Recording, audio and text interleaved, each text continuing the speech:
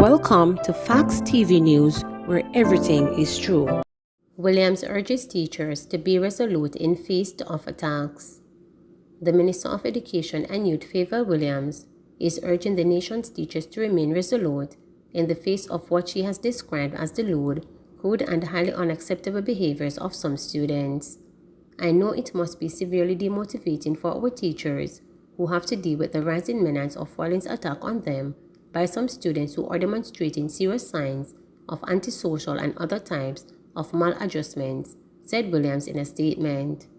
Her statement followed last week's viral circulation of a video that showed a 16-year-old male student of Tivoli Gardens High School in West Kingston engaged in a fight with a 56-year-old senior female teacher. The fight was eventually broken up by fellow students, but not before the teacher sustained injuries, for which she had to seek medical treatment. The student has since been slapped with several charges and is to appear in court later this month.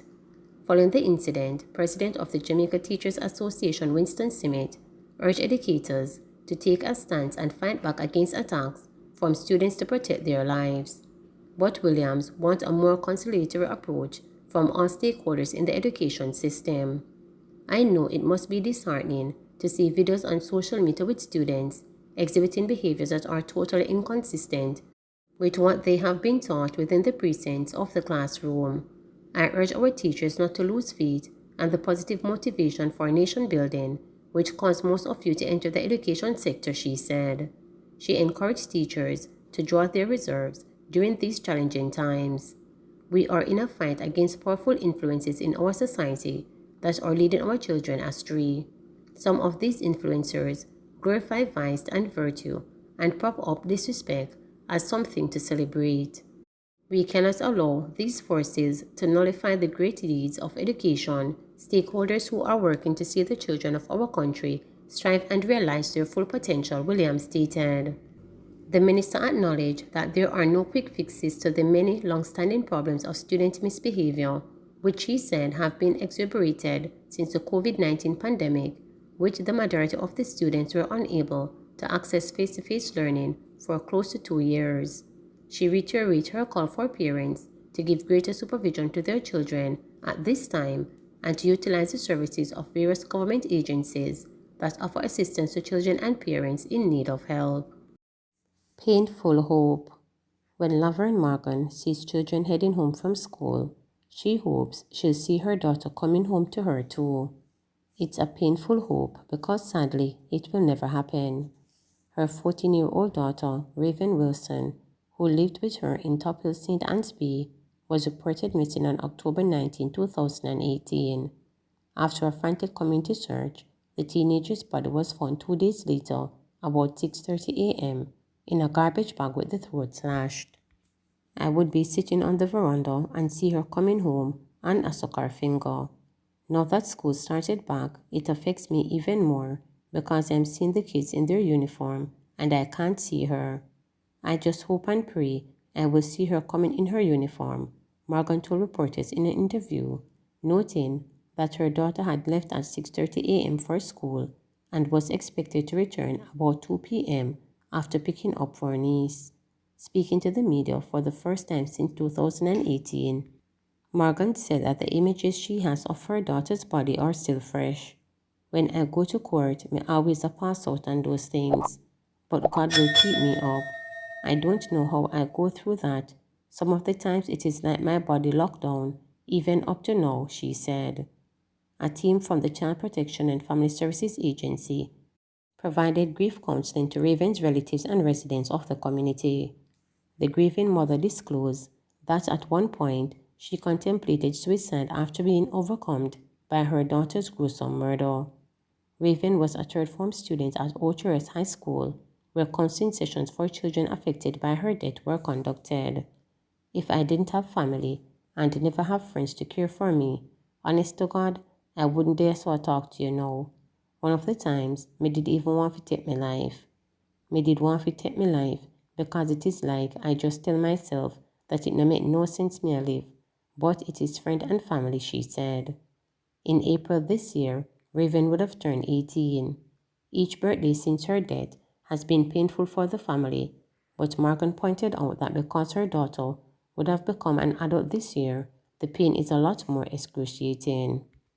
I have a son, he is 26. Him big, so Raven was the baby, and worse, she was sickly, but he takes it hard as well. You have a time when him just lock away, him no come out. When it was her 18th birthday, oh my God, it affected me so much. I true people don't know how me miss her. Me miss Raven so much. Just thinking about what happened to her every time I ask God, what could have happened that morning? We live in a community where me no stranger. We're family and they really do something like that to her. Me just want the answer, Morgan told reporters.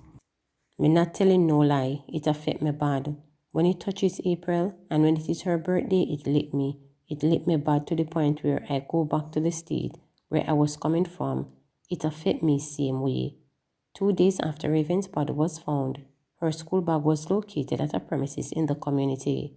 The following day, the St. Anne's Bay police took 3 men into custody in relation to her murder. According to the police, the men were held on Market Street, St. Anne's Bay, and were questioned by detectives. However, they were eventually released after it was determined that they were not involved. In November 2018, 2 15-year-old boys were charged in relation to Raven's murder. One was charged with murder and the other accessory act to the fact of murder. Police said Raven was with one of the boys on the day of her disappearance and the other reportedly helped to throw away her belongings and then helped to dispose of her body. Morgan went to court last Tuesday and almost 4 years later, there was no conclusion. It was put off again until October 17, and October is not a good month for me. It happened in that month and it is just going to open the wounds. When it come on to them time day, it's just like me gone crazy, a crazy woman. It affects everybody she related. Her younger sister Nadine told reporters that Morgan has no recollection of Raven's funeral because she was not present. She never knew nothing about the funeral. She blacked out completely. She has no memory of the funeral. We had to have her at a different place and rub her down with alcohol and stuff like that, she said. Dr. Beverly Scott, child and family therapist, told reporters that because of that, Morgan has not completed grief work. She's traumatized and she has not found closure yet. She has distorted the grief because she did not get the help to handle it, and a part of the distortion is denial, and that is why she's expecting her daughter to come back home. She has not accepted what has happened. She must do her grief work. At the top of the list of grief is the loss of a child. That is 100% grief on the scale of grief, Scott explained. She experienced the most extreme grief that anybody could experience, the loss of a child. She needed, though, grief counseling so that she could handle her grief work. She could develop mental problems, post-traumatic stress disorder, and anxiety problems as well. She would not have seen the child go down in the grave. She doesn't know where the child is because she wasn't at the funeral. Closure is very important. Meanwhile, Nadine too is still reeling from her niece's death. I don't even want to go back to that day. Only God can tell, only God. The Friday when we heard that she didn't come home from school, and my sister called me and tell me, I called her friend, and him say him never see her. We were all over the place, up and down, up to Saturday morning, we never sleep. We were on the road searching. I saw the news about a girl that died, and tears came to my eyes. I felt it. I didn't know that we were going to be in that position like the little girl after. Nadine added that she tries to comfort her sister, especially when Raven's birthday comes around. For her birthday, we always try to be around her so she doesn't feel lonely or left out because Raven always around us, so we try not to leave her alone. Meanwhile, Morgan shared that her daughter's death was particularly painful because she escaped death many times before since she was just a little girl. You know when you have a little child who born sick and you cherish him so much, Raven go to the death door and come back with the asthma. She go to the death door so many times and survive, only for this to happen. That's why I asked God, what could have happened for them to take her life? Only if I did know what would have happened that Friday. Oh God Almighty, I cherish Raven. Me cherish Raven so much. Me cherish that little girl, she said, the pain obviously in her voice. I had to rush with her to hospital many times. Oh God, me do hairdressing and I even have to run leave people with cream in them hair and go to war. As them call me and tell me say Raven sick, it no matter what I am doing, I have to run because I just tell myself that if I don't reach, she I go dead. Nobody can save her life, and me alone have to save her life, she continued. Figure foreign, I never leave her, because me no want they are foreign, and here's a Raven asthmatic her and I'm not here. Me never leave Raven. Every time you see me, you see Raven.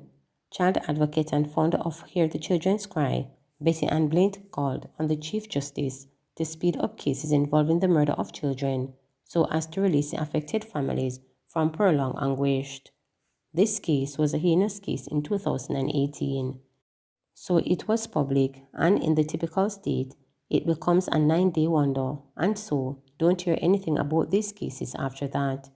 We don't hear that these parents and family members are suffering. We assume that these cases are resolved in our courts, but many of them are not. It takes years, and that is unacceptable, she told reporters. This is not unusual, but it's quite concerning. I'm talking about how very slow it takes many times for the courts to move on these cases. I'm not sure our judiciary fully understand that kind of trauma, the kind of grief, the kind of suffering that these families go through when these cases drag out and without being resolved. It's like an open wound, Blaine explained. I'm calling on the Chief Justice to look at these cases. We need the answers as to why some of these cases take so long. I suspect that it has to do with the investigative process and kinds of evidence that is collected. But even so, why would it take so long? It's been a perennial problem. 260 COVID-19 cases in Jamaica, 1 death reported. The Ministry of Health and Wellness reported 260 new COVID-19 cases and 1 death on Saturday, June 11, bringing the infection total to 140,463 and death toll to 3,083. The new cases comprise 155 females and 105 males, with ages ranging from 2 days to 92 years.